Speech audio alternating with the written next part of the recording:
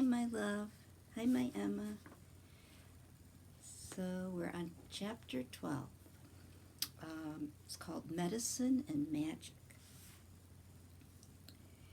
Very, very quietly, making sure that no one should see her, Polynesia then slipped out of the garden across to the prison. She found Gub-Gub poking his nose through the bars of the window, trying to sniff the cooking smells that came from the palace kitchen. She was a pig. She told the pig to bring the doctor to the window because she wanted to speak to him. So Gub-Gub went and woke the doctor, who was taking a nap. "Listen," whispered the parrot when John Dolittle's face appeared.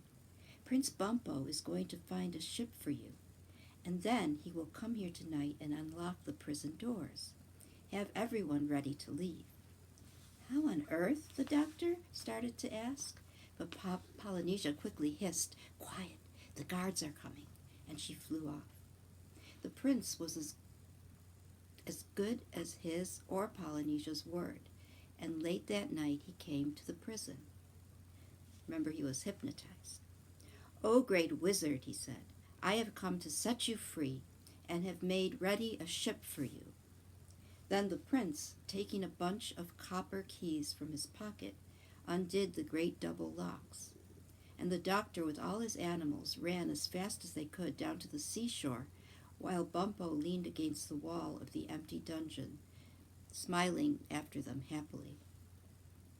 When they came to the beach, they saw Polynesia and Chi-Chi waiting for them on the rocks near the ship. Then the Push-Me-Pull-You, the White Mouse, Gub-Gub, Dab-Dab, Jip, and the owl Tutu went onto the ship with the doctor. But Chi-Chi, Polynesia, and the crocodile stayed behind because Africa was their proper home, the land where they were born. Oh, no, that's sad. I know they come back, though. He sees them again. And when the doctor stood upon the boat, he looked over the side across the water, and then he remembered that they had no one with them to guide them back to Puddleby. The wide, wide sea looked terribly big and lonesome in the moonlight, and he began to wonder if they would lose their way when they passed out of sight of land.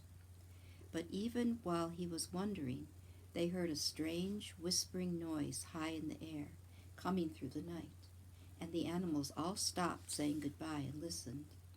The noise grew louder and louder. It seemed to be coming nearer to them, a sound like the autumn wind blowing through the leaves of a poplar tree, or a great, great rain beating down upon the roof.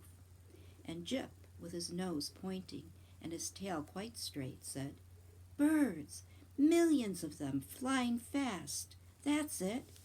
And then they all looked up, and there, streaming across the face of the moon, like a huge swarm of tiny ants, they could see thousands and thousands of little birds. Soon the whole sky seemed full of them, and still more kept coming, more and more. There were so many that for a little while they covered the whole moon so it could not shine, and the sea grew dark and black, as it does when a storm cloud passes over the sun. And presently all these birds came down close, skimming over the water and the land, and the night sky was left clear above, and the moon shone as before. Still never a call or a cry or a song they made. No sound but this great rustling of feathers, which grew greater now than ever. Can you imagine that? The whole sky is filled with the sound of feathers, beating wings. When they began to settle on the sands, along the ropes of the sand, anywhere and everywhere except the trees, the doctor could see that they had blue wings and white breasts and very short feathered legs. As soon as they had all found a place to sit, suddenly there was no noise left anywhere. All was quiet, all was still. And in the silent moonlight, John Dolittle spoke. "I had no idea that we had been in Africa so long. It will be nearly summer when we get home, for these are the swallows going back. Swallows, I thank you for waiting for us.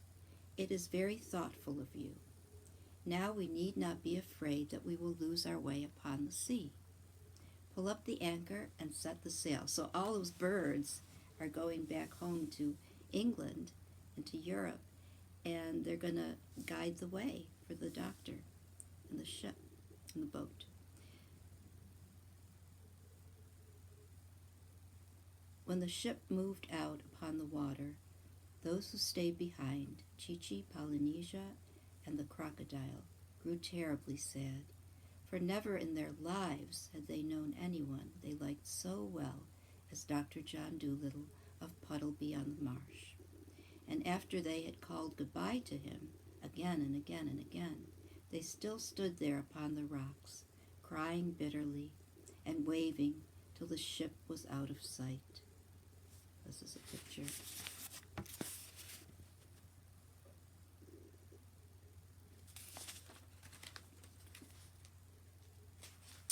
Chapter 13.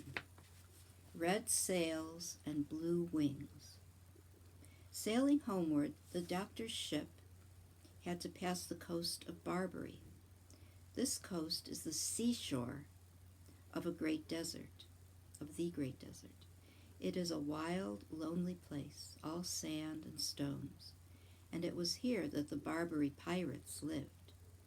These pirates, a bad lot of men, used to wait for sailors to be shipwrecked on their shores, and often if they saw a boat passing by, they would come out in their fast-sailing ships and chase it.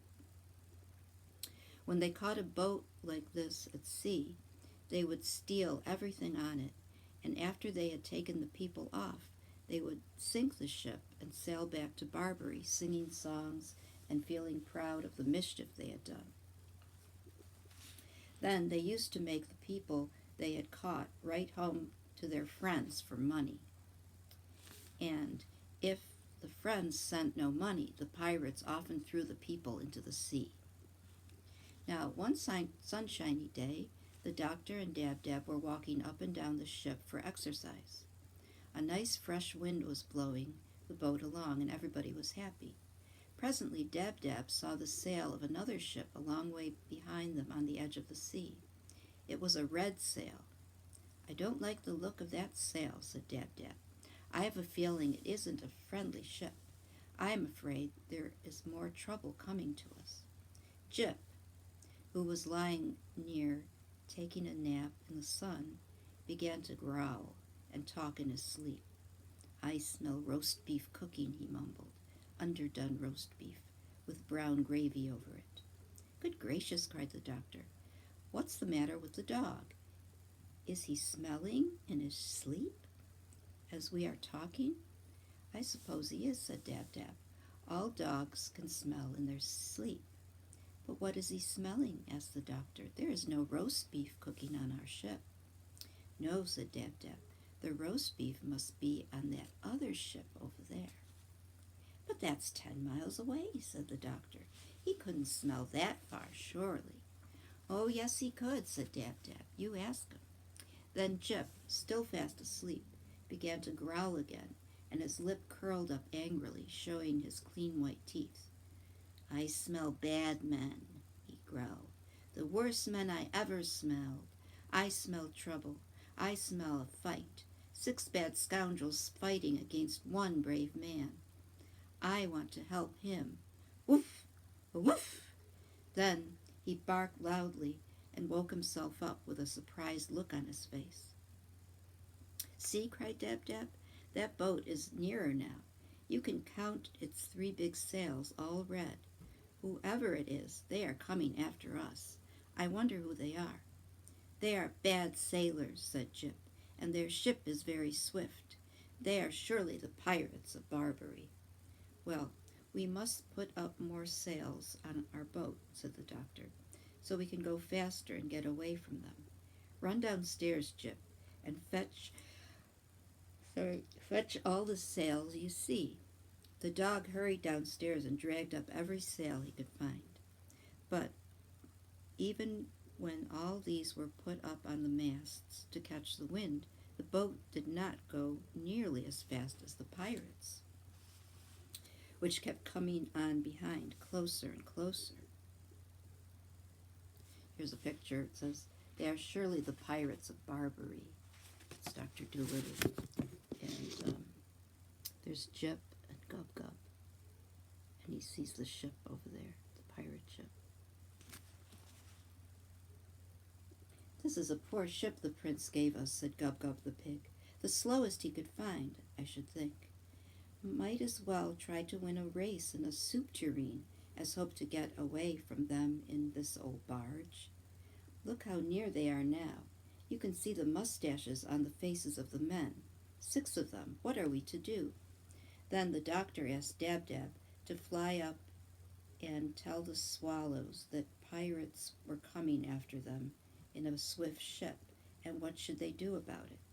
When the swallows heard this, they all came down onto the doctor's ship, and they told him to unravel some pieces of long rope and make them into a lot of thin strings as quickly as they could. Then the ends of these strings were tied onto the front of the ship, and the swallows took hold of the strings with their feet and flew off, pulling the boat along. Oh, so all the little tiny swallows, but there's so many of them, they're pulling the boat along, and it's going faster. And although swallows are not very strong, when only 1 or 2 are by themselves, it is different when there are a great lot of them together.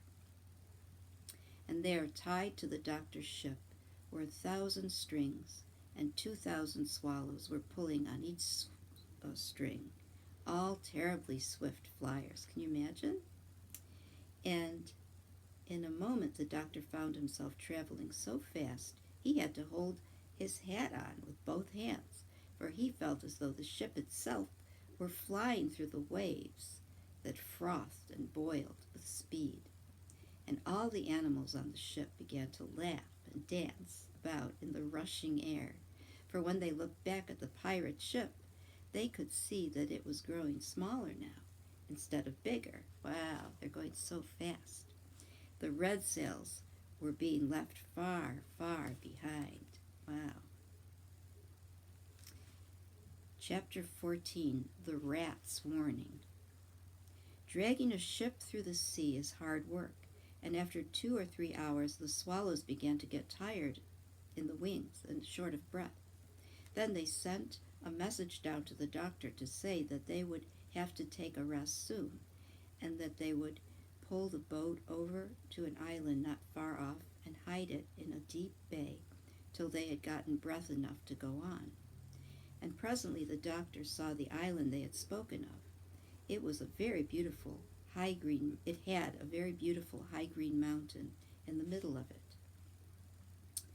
When the ship had sailed safely into the bay, where it could not be seen from the open sea, the doctor said he would get off onto the island to look for water, because there was none left to drink on the ship. And he told all the animals to get out too and romp on the grass to stretch their legs. Now, when they were getting off, the doctor noticed that a whole lot of rats were coming up from downstairs and leaving the ship as well. Jip started to run after them because chasing rats had always been his favorite game, but the doctor told him to stop. And one big black rat, who seemed to want to say something to the doctor, now crept forward timidly along the rail, watching the dog out of the corner of his eye. And after he had coughed nervously 2 or 3 times and cleaned his whiskers and wiped his mouth, ahem, you know, he said, of course, that all ships have rats in them, doctor. Do you not? And the doctor said, yes. And have you heard that rats always leave a sinking ship? Yes. Have you heard that, Emma? They say that rats always leave a sinking ship. So if the rats leave the ship, it means that something wrong with the ship.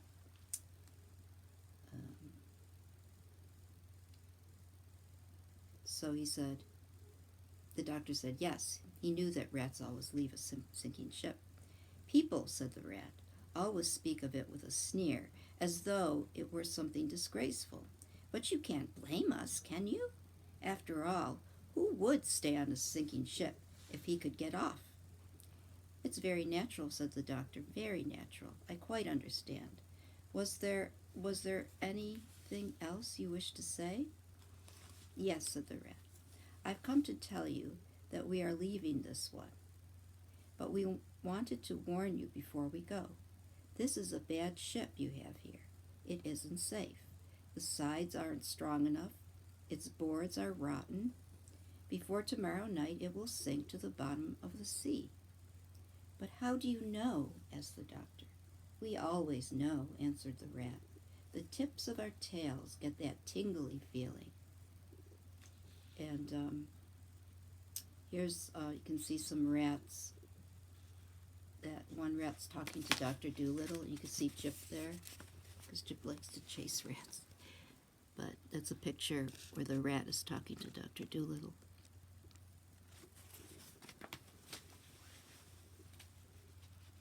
So he says they know because they get a tingly feeling. They know the ship's going to sink, like when your foot's asleep.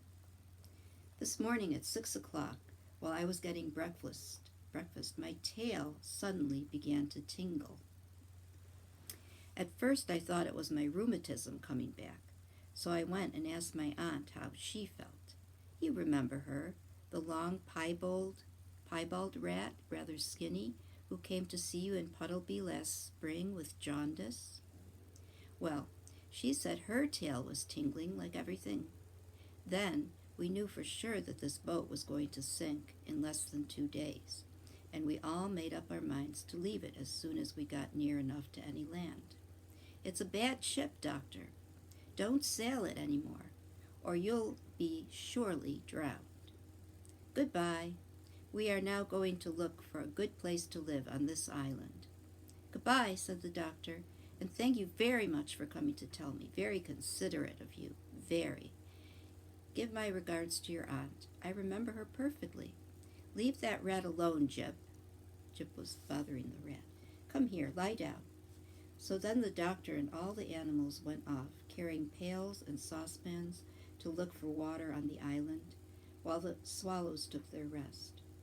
I wonder what is the name of this island, said the doctor as he was climbing up the mountainside. It seems a pleasant place. What a lot of birds are here.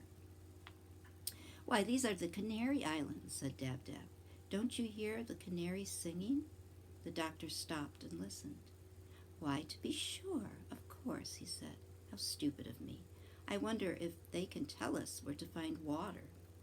And presently, the canaries, who had heard all about Dr. Dolittle from birds of passage, came and led him to a beautiful spring of cool, clear water where the canaries used to take their bath. And they showed him lovely meadows where the birdseed grew and all the other sights of the island. That sounds beautiful.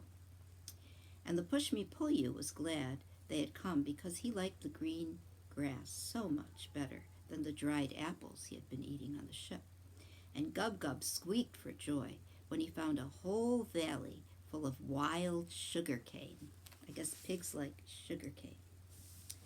A little later, when they had all had plenty to eat and drink and were lying on their backs while the canaries sang for them, 2 of the swallows came hurrying up, very flustered and excited.